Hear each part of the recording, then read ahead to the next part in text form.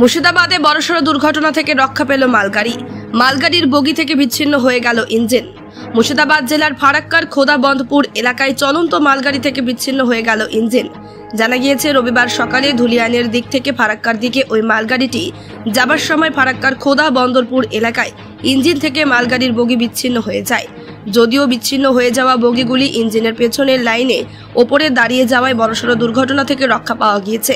তবে বারংবার এই ধরনের দুর্ঘটনায় রেলের গড়িমসি নিয়ে প্রশ্ন থেকেই যাচ্ছে। এই রেল লাইনে একটা গাড়ি আমাদের এই সাকোপাড়া হল্টের দিকে যাচ্ছিল ধুলিয়ান স্টেশন থেকে। এই যাওয়ার পথে খোদাবন্দপুরের সামনে আমাদের হঠাৎ করে অর্ধেক বগিগুলো চলে গেছে একদিকে সাকোপাড়া হল্টের দিকে, আর একদিকে খোদাবন্দপুরের সামনে এই ট্রেনের মোটামুটি 10-15টা বগি দাঁড়িয়ে গেছে। মানে কানেকশন ছিন্ন হয়ে গেছে, আলাদা আলাদা ভাগ হয়ে গেছে।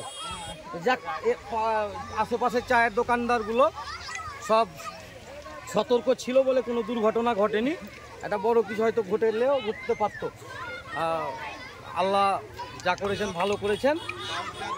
রেলের আধিকারিকরা নিশ্চয়ই ব্যবস্থা নিবে দ্রুত, তাহলে ট্রেন চলাচল স্বাভাবিক হবে।